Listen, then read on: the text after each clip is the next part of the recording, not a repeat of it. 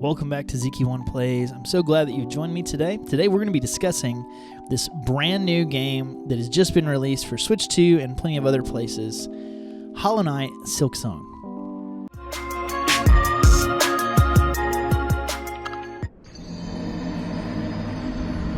This game is so incredible. As a huge fan of the original Hollow Knight, I want to admit to you right off the bat that I was expecting the world from this game. And while I'm only a couple of hours in, this game has so far delivered on that promise.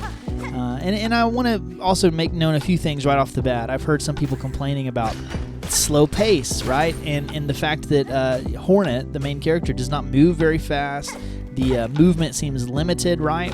Well, I want to just say, to you guys, that is on purpose, and it's definitely meant to be its own style here. And so, the slow movement is actually similar to the way that Hollow Knight worked, with Hornet moving slowly, and so your dodging and the way that you react to attacks to move, it's not because you're so fast you can dodge everything, right? You have to be very careful in how you're moving.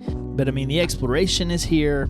The map is just as beautiful as ever. The artwork is phenomenal. The fighting, the boss fight, super fun. And this is an incredible game. And so with all that being said, I guess what I want to do today is just give you a handful of takeaways or things that I really appreciate about this game so far. And then, of course, I'm hoping to come back later, near the end of my playthrough and maybe share a little bit more about Silksong. First thing I want to recognize is just, the polish of it all. The art style, the combat, the flow of the enemies, the way that they move, the performance, with frame rate and everything. This game feels like a complete package, and I know, like, if it's not your style, then you probably won't get into it anyway. But if you're interested at all, there is only good in store here, especially on the Nintendo Switch 2 version. I've really, really enjoyed it so far. And so with all of that, the performance and the polish and the art style and the gameplay just feeling so amazing, I want to also recognize that this game was released at a $20 price point, $19.99 US dollars, and I think it was similar in other regions as well. This game has no reason to be this good for $20, right? And it's not a game that you'll probably finish in a short afternoon. I mean, a lot of $20 games, they have a run time to kind of correspond with that $20. This is in keeping with like the very original base form of Hollow Knight. It's actually a pretty decently lengthy game, and again, it has a $20 price point. It's just awesome. And so for those reasons, this game is definitely worth the buck that you're going to spend on it. The second thing that I want to recognize that I just love about this game, I loved it about Hollow Knight as well, is the gameplay, or you could even say like the fighting, the way that combat works in this game. And so in Hollow Knight and in Silksong as well, you are very limited, especially at the beginning of the game, in what you can do. You're basically limited to jumps and sword swings. And in this game, you only have a single jump, and your sword swing, when you swing it down, it actually doesn't give you a down chop. It gives you this like dashing thing. And so it just makes you kind of have to adjust the way you look at the world based on your limited moveset and being able to only fight in certain ways.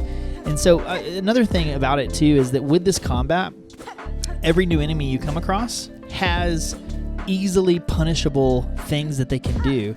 Like they'll dive at you, and if you move to the side, then you can chop them, But then the next enemy might dive across the screen at you, so you have to jump it and then chase it and attack it.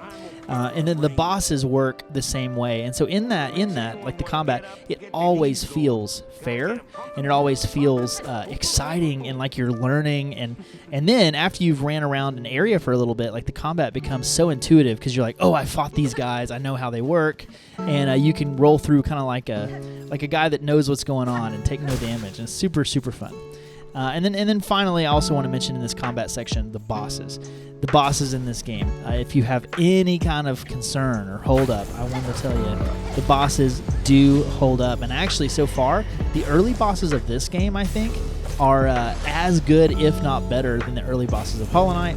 Obviously, the big boss in the early game of Hollow Knight with the Forest Knight that has the big hammer that hits you, that's pretty memorable, right? But besides him, like there's some other smaller bosses in the beginning of Hollow Knight that's like they're okay.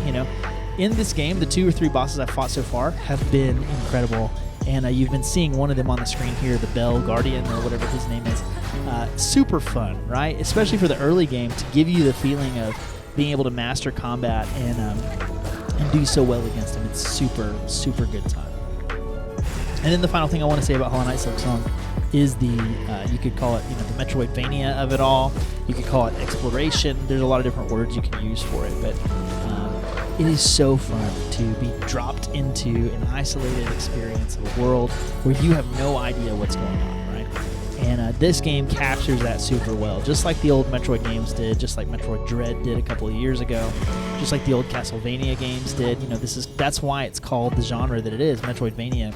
You're dropped into an isolated world, and you explore, and you find a lot of things that you can't access because you don't have the right skills, or you can't double jump, or things like that.